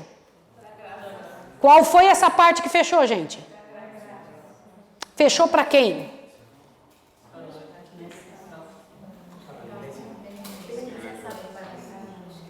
Irmãos, eu preciso agora pedir que você, em nome de Jesus, meu bem, ache aquele texto, está aí mesmo, que a porta da graça fecha para uns e é aberta para outros. Olhe para cá. Eu preciso que você faça algo muito sério agora. Que você ore a Deus para ler o que eu vou te mostrar. Aqui está escrito que a porta fechou e algumas ainda pensavam que estava aberta. Sim ou não? Voltaram correndo, a porta estava fechada. Leia esse texto aqui agora para você ver. Foi-me indicado o tempo em que a mensagem do terceiro anjo estava a finalizar-se. O poder de Deus havia repousado sobre seu povo. Tinham cumprido a sua obra. E encontravam-se preparados para a hora da prova que diante deles estava. Tinham recebido a chuva serôdia, ou o refrigério pela presença do Senhor, e se reanimara o vívido testemunho. A última grande advertência tinha soado por toda parte, e havia instigado e enraivecido os habitantes da terra que não quiseram receber a mensagem. Vi anjos aceleradamente de um lado para o outro do céu. Um anjo com um tinteiro de escrivão ao lado voltou da terra e referiu a Jesus que sua obra estava feita e os santos estavam numerados e selados. Então vi Jesus, que havia estado a ministrar diante da arca, a qual contém os 10 mandamentos, lançar o incensário. Levantou as mãos com grande voz e disse: está feito. E toda a hoste angélica tirou as suas coroas quando Jesus fez a solene declaração: continue o injusto fazendo injustiça, continue o imundo ainda sendo imundo, continue o justo na prática da justiça e o justo continue a santificar-se. Cada caso fora decidido para a vida ou para a morte. E enquanto Jesus estivera ministrando no santuário, o juízo estiver em andamento pelos justos mortos e a seguir pelos justos vivos, Cristo recebera seu reino, tendo feita a expiação pelo seu povo e apagado os seus pecados. Os súditos do reino estavam completos. O que estava completo também? As bodas do Cordeiro. Quando que as bodas do Cordeiro estavam consumadas? Quando Jesus estava no Santíssimo. Quando ele acabou de dizer está feito, acabaram as bodas. Entenderam? Sim ou não? Avante, ó. E o reino e a grandeza do reino sobre todo o céu foram dados a Jesus e aos herdeiros da salvação. E Jesus deveria reinar como Rei dos Reis e Senhor dos Senhores. Agora ouça isso daqui. É uma solene declaração que eu faço à igreja, de que nenhum entre 20 dos nomes que se acham registrados nos livros da igreja está preparado para finalizar sua história terrestre e achar-se-ia tão verdadeiramente sem Deus e sem esperança no mundo como pecador comum. Olha, os que tiverem oportunidades para ouvir e aceitar as verdades e se unir à Igreja Adventista do Sétimo Dia, considerando-se o povo de Deus que guarda os mandamentos, mas não possuem mais vitalidade e consagração a Deus do que as igrejas nominais, leia aqui, serão atingidos, leia comigo, serão atingidos pelas pragas de Deus, tão verdadeiramente como as igrejas que se opõem à sua lei. Avante. Os novos conversos ocuparão os lugares dos que se retiram. Te assusta agora com o que você vai ler. O que é a porta da graça se fechando? Alguns tinham sido arrojados fora do caminho. Não vão estar fora da igreja, vão estar fora do... Avante. Quem que vai estar fora? Os descuidosos e que mais? Indiferentes. Que não se uniam com os que prezavam suficientemente a vitória e a salvação para por elas lutar e angustiar-se com perseverança. Não as alcançaram e foram deixados atrás em trevas, e seu lugar foi imediatamente preenchido pelos que aceitavam a verdade e a ela se filiavam. Gente, te assusta com esse texto aqui, que eu vou ter que ler com vocês umas 3 vezes, se for preciso. Olha o que diz ali. Os lugares vagos nas fileiras, são vagos por quê? Porque alguns vão sair, os relaxados, vão continuar na igreja, não vão se unir, sentado no banco, mas não vão fazer nada, tá certo? No céu já saiu, mas na terra ainda continua sentado aqui. Entenderam isso? Olha lá. Os lugares vagos nas fileiras serão preenchidos pelos que foram representados por Cristo, como tendo chegado em que hora, gente? Pessoal, leia isso aqui comigo em nome de Jesus. Há muitos com quem o Espírito de Deus está lutando. O tempo dos juízos destruidores da parte de Deus, isso aqui não são as pragas, são juízos destruidores de Deus. É o tempo de misericórdia para aqueles que agora não têm oportunidade de aprender o que é a verdade. Durante o tempo de praga vai ter salvação para alguém, de fora ou de dentro, vai ter? Então esses juízos aqui não são as pragas, porque fala, olha aqui ó, o tempo de juízos destruidores da parte de Deus é tempo de quê? Mas misericórdia para quem? Para os que agora não têm oportunidade de aprender o que é a verdade. Quem são esses? As pessoas de fora. Agora te assusta. O Senhor olhará para eles com ternura. Gente, leia comigo. 1, 2, 3. Seu coração compassivo se enternece e a mão do Senhor ainda está estendida para salvar, enquanto a porta é fechada para os que não querem entrar. Ué, vai fechar para uns e ficar aberto para outros? Sim ou não?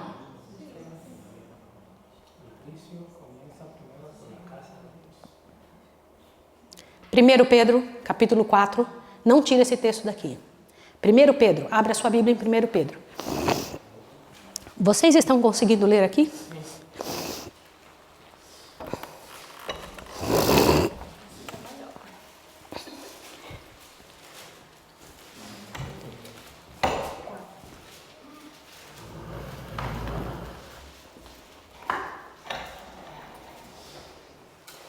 Primeiro Pedro, capítulo 4. Por favor, à luz do que você vai ler em 1 Pedro, nós vamos ler de novo isso ali. Você precisa entender uma coisa até agora. E diante de Deus, é preciso tomar uma posição. 1 Pedro, capítulo 4, verso 17. Vamos ler, por favor. Olha o que o Senhor Deus diz aqui. Verso 17. Pois já é tempo que se comece o julgamento por onde? Por onde, irmãos? E se primeiro começa por nós, qual será o fim daqueles que são desobedientes ao Evangelho de Deus? Olha para cá, não fecha a sua Bíblia. O julgamento de Jesus no céu. Quem que primeiro ele vai chamar na sua presença para dar conta do que ele doou para a humanidade? Primeiro, nada mais justo. Ele não vai atrás de quem não sabia. Ele não pode ir atrás de quem não conhecia nada sobre santuário. Ele não vai atrás de quem está morrendo com uma saúde toda estragada e não sabia nada sobre alimentação natural, sobre estilo de vida. Ele não vai atrás de quem não sabia educar os filhos e os filhos estão acabados, destruídos por uma educação falida. Ele vem atrás de quem sabia como educar. Teve condição e chance. Ele não vai atrás de quem está trocando, fazendo uma moeda de troca desonesta, vendendo um carro todo estragado, dizendo que ele está bom, passando a perna nos outros, sem saber que isso é errado. Vem atrás de quem teve orientação para isso durante todo o tempo. Nada mais justo. Ele virá atrás de nosso povo primeiro. O Senhor Deus nos chamará diante dele primeiro do que todos os outros. E quando ele acabar com essa igreja, começa com os de fora. O que vai ter acontecido quando ele acabar com nossa igreja? Quando ele acabar de falar o último nome da nossa igreja, terá fechado o quê? De dentro primeiro. Leia de novo isso. Eu peço em nome de Deus que você leia. Você sabe o que eu percebi no mundo inteiro? Antes de você ler. O planeta inteiro.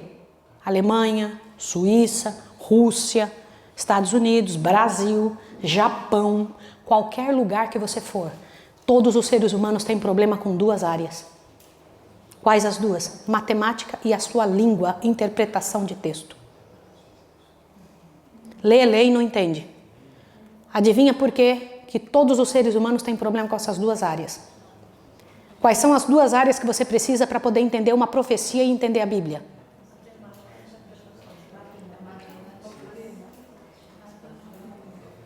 Sem matemática você não entende as profecias. Você não consegue contar tudo isso aqui, ó. Lembra que tem um monte de cálculo matemático aqui? Lembra disso? Vocês não têm ideia como é difícil para mim explicar 2.300 tardes e manhãs, 69 semanas, 62 semanas. É super difícil. As pessoas não entendem. Quase ninguém entende mais matemática. Ninguém entende interpretação de texto. Você lê 10.000 vezes, a pessoa fica ainda pensando o que é. Por quê? Porque comem errado, dormem errado.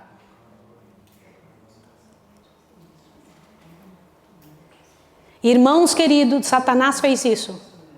E posso dizer mais uma coisa para você? Ele fez isso com um alvo definido. Eu vou acabar com a sua cabeça para você não entender essas verdades. Vamos ler novamente. Você viu que em Pedro diz que começaria com esse povo? Sim ou não? Então agora lê o texto. Vamos lá. Os lugares vagos nas fileiras. Por que haveria lugar vago na fileira? Porque existe gente descuidosa, indiferente dentro da igreja. No juízo de Deus, ela já até passou. Ela não sabe, só está sentada na igreja. E por que é indiferente? Porque não quer viver o que Deus mostrou. Desde o primeiro dia, eu estou dizendo a vocês, existem coisas que a gente não pode dizer que é de adventista. Dizer se adventista faz tal coisa e aquele outro adventista não faz. Posso ser honesta com você? Se o Senhor Deus disse para não fazer e a gente faz, é porque a gente não é adventista.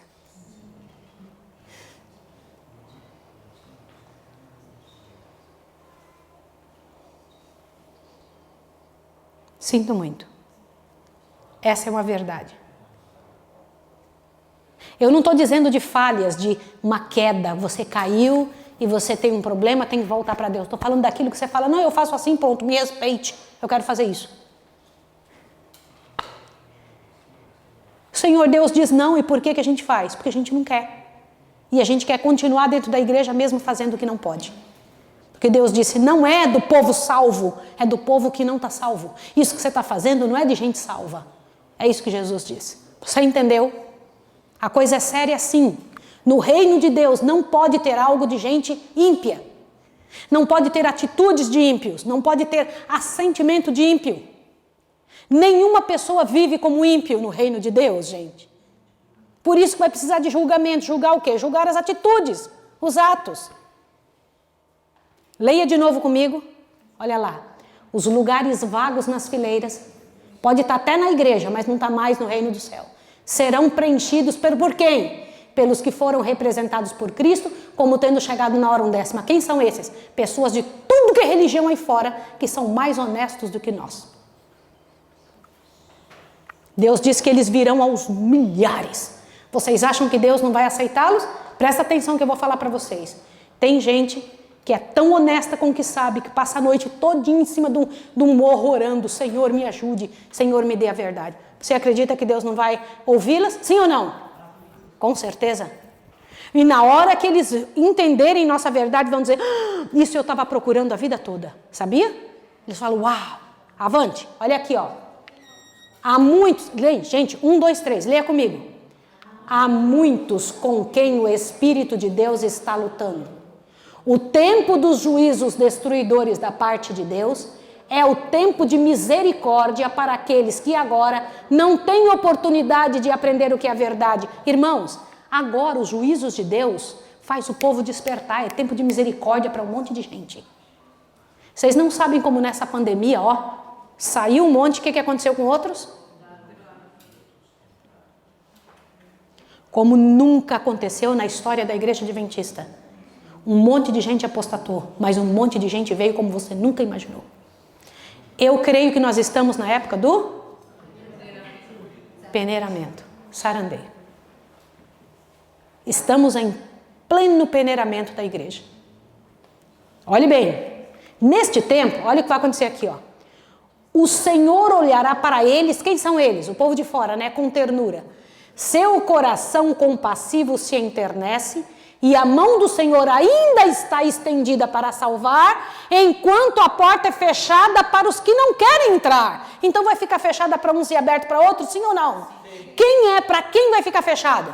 Para quem já sabia e que não quer. Será admitido um grande número de pessoas que nesses últimos dias ouvirem a verdade pela primeira vez. Eventos finais, página 157.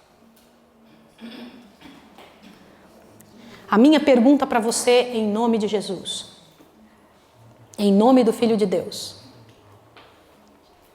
qual desses dois grupos você está? Volta para Mateus 25, rapidinho.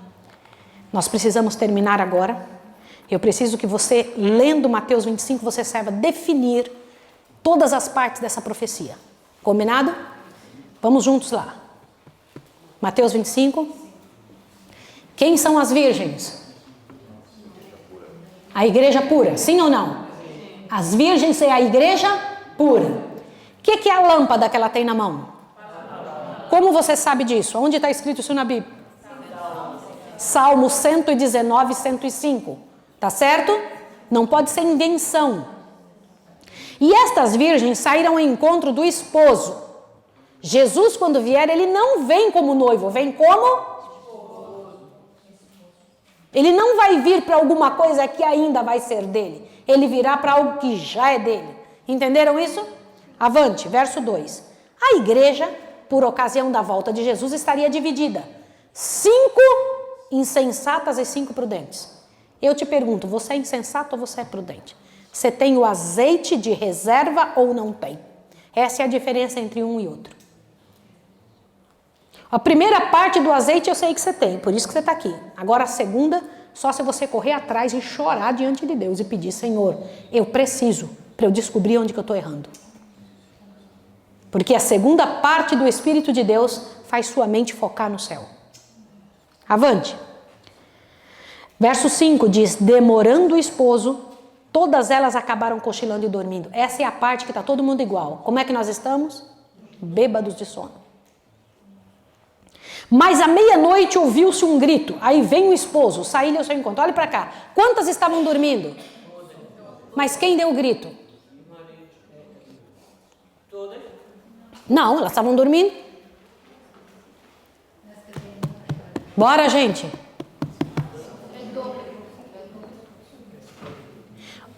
Presta atenção. Quantas estavam dormindo? Alguém deu um grito, diz, mas à meia-noite ouviu-se um grito. Aí vem o esposo, saí-lhe ao seu encontro. Peraí, quem vai explicar que Jesus está voltando? Isso aqui é a volta de Jesus. Alguém está dizendo, Jesus está voltando, vem ao encontro. Não foi isso, sim ou não? Quem é que vai dar esse grito se todas estão dormindo? O Espírito Santo não faz o nosso trabalho. Hã? Não. Não, ele não vai fazer isso. Não, irmãos, vocês sabem, tira mais da mente. Vai lá. Quem deu o grito se todas as pessoas estão dormindo? Posso ser bem honesta? Não, posso ser honesta com vocês? Olha para cá. Adventista. Isso aqui é uma profecia para adventismo. Só tem 2 profecias na Bíblia que são exclusivas para adventista. Mateus 25 e Ezequiel 8 e 9. O resto tudo é para o mundo todo, mas essa é só para adventista. O cumprimento do mensaje del tercer año, en 1844, se da el llamado de que Cristo viene. Mas alguém tem que ter feito isso. Presta atenção que nessa hora, no último momento, olhe bem, 1844, houve o grande grito, né? Mas vai haver este alto clamor no final. Este aqui é do final. Quem deu esse grito no final, gente? Vocês sabem. As pessoas não conseguem, Jesus não vai fazer isso. As pessoas estão dormindo. Hã?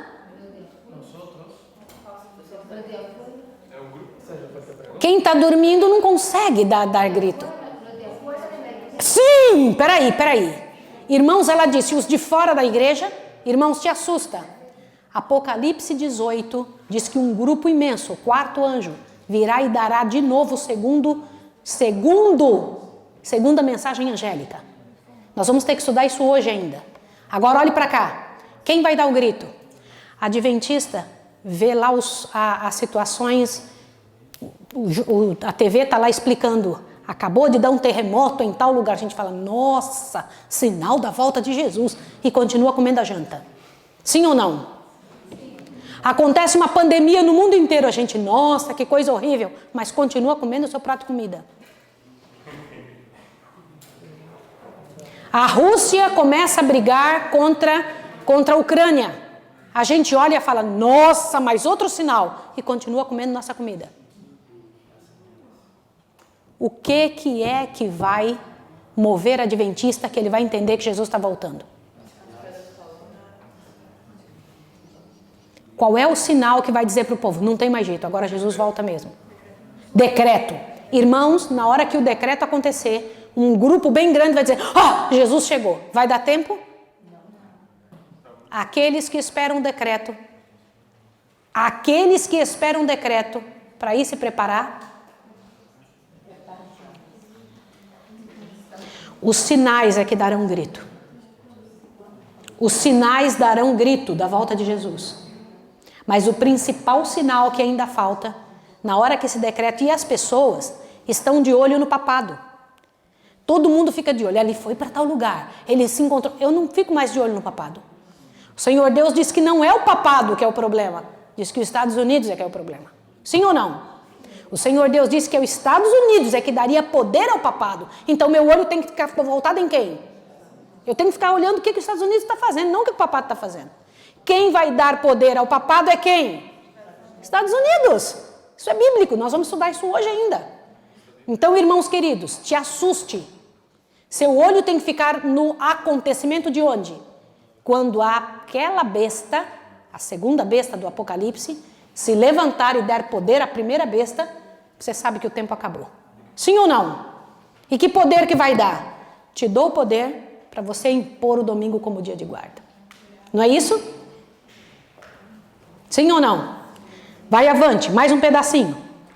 Aí estas virgens correram e pediram azeite. Qual é este azeite que elas pediram? A segunda porção, não é? Não podia ser dado às virgens que estavam com azeite ali, que tinham cuidado do seu caráter, não podiam dar o azeite. E aí o que elas fizeram? Saíram para tentar fazer a reforma na vida, ajustar a sua vida, se preparar. Aí enquanto elas foram se preparar, quem que voltou? Presta atenção aqui. E a porta da graça estava fechada. E algumas vieram e falaram: Senhor, Senhor, abre-nos a porta. O que ele disse? Leia aqui, presta atenção. Verso 11. Mais tarde chegaram também as outras virgens dizendo: Senhor, abre-nos a porta. Mas ele respondeu: em verdade vos digo que não vos conheço. Portanto, vigiai, porque não sabeis nem o dia nem a hora em que o Filho do Homem há de vir. Olha para cá. Querido irmão e querida irmã que está me ouvindo. Em nome de Jesus, eu preciso dizer isso para você. Você é a virgem do Senhor. Você faz parte do corpo de Cristo. Somos os membros do corpo de Cristo. Nós estamos formando a igreja que o Senhor levará. Seu nome sendo passado junto com o meu, lá no lugar santíssimo, é o momento em que Jesus está completando suas bodas. Você não é convidado para o seu casamento, você é convidado para a ceia das bodas. Apocalipse 21, corre lá, para você ver como isso é verdade. Apocalipse 19, desculpa. O Senhor Deus não diz que você é convidado para o casamento. Ele diz que você é convidado para a ceia que vai ter no casamento. Você, quando for para o céu, já é porque você é de lá, não porque vai ser. Veja aqui, Apocalipse, capítulo 19, diz assim, verso 5. Eu vou ler com você. Diz assim: Então saiu do trono uma voz que dizia: Louvai o nosso Deus, vós todos os seus servos, vós que o temeis, assim pequenos como grandes. Também ouvi uma voz como de uma grande multidão, a voz de muitas águas, como a voz de fortes trovões, que dizia: Aleluia! Pois a reina o Senhor nosso Deus, o Todo-Poderoso. Regozijemo-nos, exultemos e demos-nos glória, pois são chegadas o quê? O que diz aí? As bodas do Cordeiro. E já sua noiva se aprontou. E foi-lhe dado que se vestisse de linho fino, resplandecente e puro. Leia o que é um linho fino. Leia aí. O linho fino são os atos de justiça dos santos. Continua lendo. E disse-me: escreve, bem-aventurados aqueles que são chamados para quê? A ceia das bodas do Cordeiro. E disse-me: estas palavras são verdadeiras e fiéis. Olhe para cá. Ontem, quando eu cheguei, eu recebi um convite de casamento. A minha amiga me entregou um convite do casamento dela. Eu li dentro, por fora. Mas eu sei que nem todos do mundo receberam. Porque é o casamento dela, da minha amiga. Mas para este casamento aqui, todos do planeta vão receber o convite. Mas a minha pergunta é: você já aceitou participar das bodas? Você aceitou? Para estar lá tem que estar com a roupa certa. Existe uma profecia no livro de Mateus, onde o dono da festa de casamento disse: como você entrou aqui sem a roupa? E mandou jogar fora a pessoa que não usou a roupa que Deus preparou para ela usar. O Senhor Deus tem dado para a sua igreja qual roupa certa para ser usada. E eu não estou falando da roupa física. Deus tem dado que tipo de posicionamento nós temos que ter. Irmãos, nós somos as virgens. Não podemos estar dormindo. Temos que pedir porção dobrada do Espírito. Temos que implorar ao Senhor: Senhor, me prepare. Faça o que for preciso, mas me prepare para a sua volta. Me ajude a estar fazendo a minha parte nessa hora. Não podemos estar dormindo. Não é essa a vontade de Deus. A vontade do Senhor é que seu povo esteja preparado mesmo para a sua volta.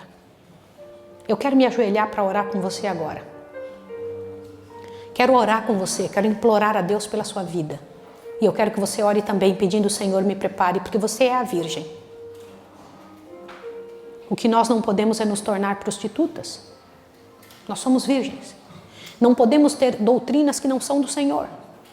Atitudes que Deus não espera e que Deus nunca aceitou e nunca vai aceitar. Irmãos, não tem como. É preciso você entender que o poder de Deus ainda está na sua mão. Do que eu estou falando? O trono estava na mão de Faraó, mas o poder estava na mão de José. O trono estava com Acabe, mas o poder estava na mão de Elias. O trono estava com Herodes e Pilatos, mas o poder estava na mão de Jesus. O trono estava na mão de César, mas o poder estava na mão de Paulo. Sim ou não, irmãos? Durante toda a história da palavra de Deus, os homens subiam no poder, mas Deus dava poder para quem? Não perca o que Deus já te deu. Está na hora de você viver à altura do que foi chamado. Você é a virgem do Senhor. Em nome de Jesus, aceite, tome a sua parte naquilo que o Senhor Deus pediu. Essa é uma profecia da Bíblia, uma das profecias, das únicas duas, que foi feita só para o nosso povo. É duro o nosso Senhor, mas Ele é claro e eu ainda prefiro que seja assim. Hoje nós ainda vamos estudar a outra profecia, de Ezequiel 8 e 9.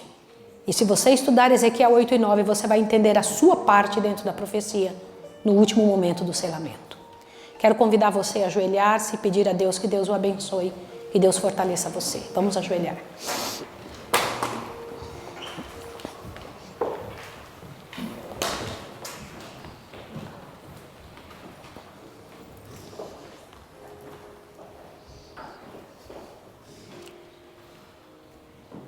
Santo Deus e amado Pai, Pai Celestial, eu quero te pedir perdão, Senhor, pelo nosso despreparo,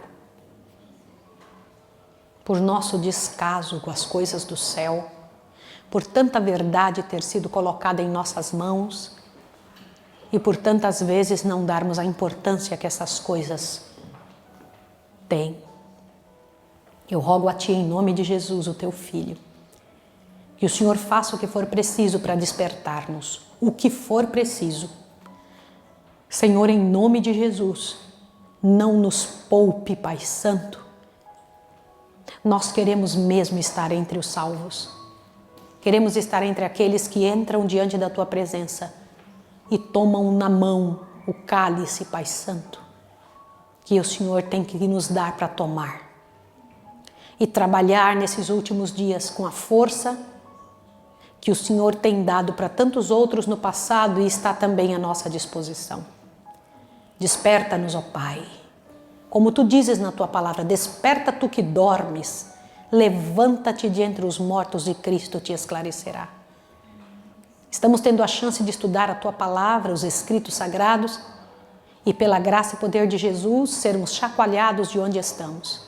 Ensina-nos, trabalha conosco, fortalece-nos e encha-nos do Teu poder. Te peço por estas pessoas, pelas outras todas que ainda irão escutar essas mensagens, pelo poder de Jesus em nossa vida, em nome de Jesus.